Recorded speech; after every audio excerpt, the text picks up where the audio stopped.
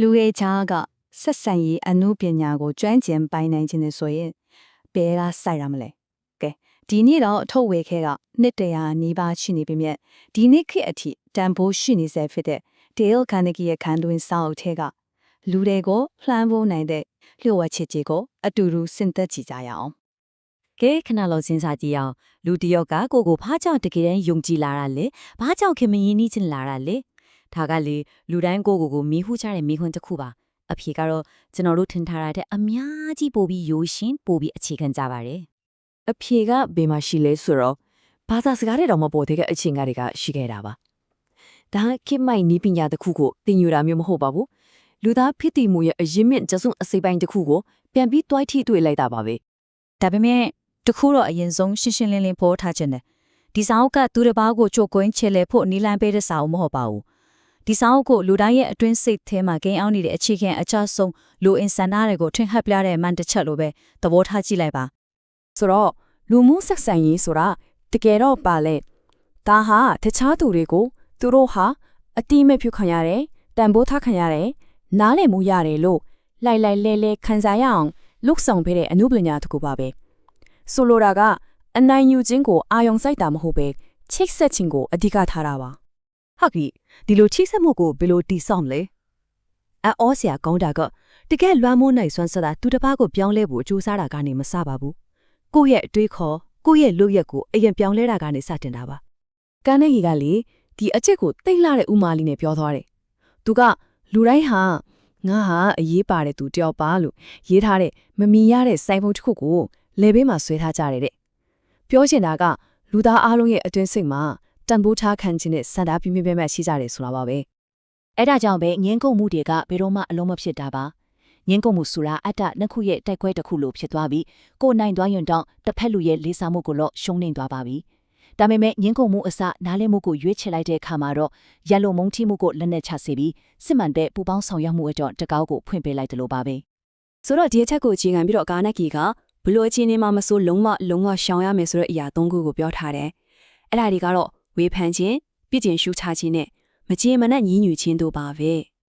ဲသူကဝေဖန်မှုကိုအက်စစ်နဲ့နှိုင်းထားတယ်ဘာလို့လဲဆိုတော့ဒါဟာလူတယောက်အရန်တံပိုးထားတဲ့ဂုံးတိခါကိုတိုက်ရိုက်တိုက်စားပြလို့ပါပ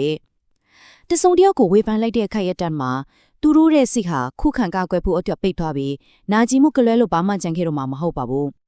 ဒါဆိုအဲ့ဒီຢာတုံးခုကိုရှောင်လိုက်ပြီးဘာဒီလို့ရမလဲအမှန်တော့ဆက်ဆံရေးတိဆောက်ဖို့အတွက်အစွမ်းထက်ဆုံးလက်နဲ့တီကအများသောအားဖြင့်အယိုးရှင်းဆုံးနဲ့အတင်းငယ်ဆုံးလို့ထင်ရတဲ့လောက်ရလေးပါပဲ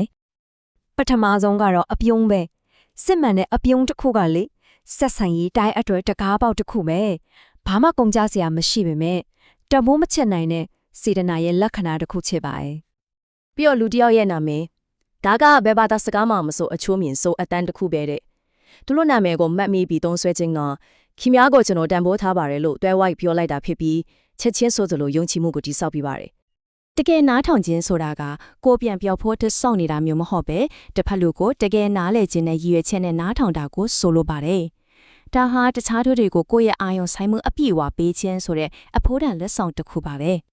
ဲဒီနေရာမှာခါနီကီရဲ့ဇလန်လေးတစ်ခုရှိတယ်သူညာဆဆပဲတစ်ခုမှာနာမည်ကြီးယုခဗေဒပညာရှင်တစ်ယောက်နဲ့တွေ့ခဲ့တယ်စကားပြောပြီးတဲ့နောက်မှာအဲ့ဒီပညာရှင်ကသူ့ကိုကျွန်တော်တွေ့ဖို့သမျှထဲမှာခမည်းကစကားပြောအကောင်းဆုံးသူပဲဗျာလို့ချီးကျူးခဲ့တယ်ဒါပေမဲ့အော်စရာကောင်းတာကအမှန်တော့လေကာနဂီကတညာလုံးစကားတစ်ခွမှတော့မပြောခဲ့တယ်လို့ပဲသူလောက်ခဲ့တာဆိုလို့စစ်မှန်တဲ့စိတ်ဝင်စားမှုနဲ့နားထောင်ပေးခဲ့တာတခုတည်းပါအဲ့ဒါဟာတကယ်နားထောင်ခြင်းရဲ့မယုံနိုင်စရာစွမ်းအားပါပဲဒီအခြေခံမူတွေကတယောက်နဲ့တယောက်စကားပြောတာအတွက်တည်းမဟုတ်ဘူးနော်ဒါတွေဟာထိအောက်တဲ့ခေါင်းဆောင်မှုရဲ့အခြေခံအုတ်မြစ်တွေလည်းဖြစ်ပါတယ်ဆိုလိုတာကသူတစ်ပါးရဲ့ဂုဏ်သိက္ခာကိုမထိခိုက်စေပဲသူတို့ရဲ့စိတ်ဓာတ်ကိုမချိုးနှိမ်ပဲလမ်းညွှန်ပြသနိုင်တဲ့အမှုပညာပါပဲဥပမာတမန်နီလုပ်ငန်းရှင်ကြီး Charles Schwab အသုံးပြုခဲ့တဲ့နည်းလမ်းလေးတစ်ခုပေါ့အကြံပြုချက်ပေးတဲ့အခါမှာအရင်ဆုံးစစ်မှန်တဲ့ချီးကျူးမှုနဲ့စာတင်ပါပြီးမှပြုပြင်ရမယ့်အချက်ကိုညံသာစွာပြောဆိုပြီးအားပေးစကားနဲ့အဆုံးသတ်ပါဒီနည်းလမ်းကတစ်ဖက်လူကိုလက်ခံလွယ်စေပါတယ်ဒါပေမဲ့ဒီနေရာမှာဟန်ဆောင်ချီးကျူးတာနဲ့ရိုးသားစွာတမိုးထားတာကိုတော့ကွဲကွဲပြားပြားပြီးဖို့လိုတယ်ဟန်ဆောင်ချီးကျူးခြင်းကအစိတ်နဲ့တူပြီးရိုးသားစွာတမိုးထားကြောင်းပြသခြင်းကတော့လူတွေအတွက်အောက်ဆီဂျင်လိုပါပဲ တစ်ခုကနာကျင်မှုကိုတိဆောက်ပြီးနောက်တစ်ခုကလူတွေကိုကြီးဖွားတိုးတက်စေပါပဲ ဒါမဲ့လေဒီအချက်ဒီအားလုံးကကြက်ထားရမယ့် theory တွေတော့မဟုတ်ဘူးတကယ်စွမ်းအားကနေစဉ်ဘဝမှာလက်တွေ့ကျင့်သုံးခြင်းနဲ့လာတာပါဒီခြေခံမှုတွေကိုနေစဉ်ဘဝမှာရှင်သန်နေထိုင်မှုစိန်ခေါ်မှုတစ်ခုဖြစ်လက်ခံလိုက်ကနေအရာအားလုံးစတင်ပါတယ် နောက်ဆုံးတော့ဒီစာအုပ်ရဲ့အဓိက current message ကရွေးချယ်မှုတစ်ခုပဲအာနာနဲ့ family အုပ်ချုပ်မလားဒါကတော့အနာကျင်မှုကိုပဲမွေးဖွားပေးပါလိမ့်မယ်ဒါမှမဟုတ်တဟဇာတော့ဖြစ်မှုနဲ့ဥဆောင်မလားဒါကတော့ယူတွေရဲ့အကောင်းဆုံးအရေးတွေးတွေကိုနိုးထစေပြီးဘယ်တော့မှမပြိုးကွဲနိုင်တဲ့သစ္စာတရားကိုတိဆောက်ပေးပါလိမ့်မယ်ဒါကြောင့်မနက်ဖြန်ကစားပြီးချက်ချင်းစမ်းကြည့်လို့ရမယ့်အချက်လေးတွေပြောပြမယ်လူစိမ်းတယောက်ကိုပြုံးပြကြည့်ပါတဆုံတယောက်ရဲ့နာမည်ကိုနှွေးထွေးစွာခေါ်ကြည့်ပါရိုးသားတဲ့မေခွန်းတစ်ခုမေးကြည့်ပါအာယုံအပြည့်နဲ့နားထောင်ပြီးချီးကျူးစရာတစ်ခုကိုရှာဖွေကြည့်ပါဒါကတကယ်တော့အရန်ရိုးရှင်းပြီးအရန်ကိုနက်နေတဲ့အတွေးခေါ်ပြောင်းလဲမှုတစ်ခုပဲကိုအထင်ကြီးခံရအောင်စူးစမ်းနေလာကိုရက်လိုက်တဲ့အခါမှာပဲတခြားသူတွေကိုစိတ်သက်ခွန်အားပေးနိုင်တဲ့သူတယောက်ထိလာပါလိမ့်မယ်ဒါဟာအာယုံစိုက်မှုကိုကိုယ့်စီရနဲ့သူတစ်ပါးစီကိုလွှဲပြောင်းပေးလိုက်ခြင်းရဲ့စွမ်းအားပါပဲ ကဲနောက်ဆုံးအနေနဲ့စဉ်းစားစရာမိကွန်းလေးတစ်ခုနဲ့အဆုံးသတ်ချင်ပါတယ်ဒီနေ့ပြောလိုက်တဲ့စကားလုံးတွေကယုံကြည်မှုဆိုတဲ့မျိုးစိတ်ကိုစိုက်ပျိုးပေးမှလား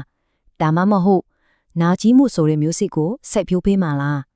ရွေးချယ်မှုကကိုယ့်လက်ထဲမှာပဲရှိပါတယ်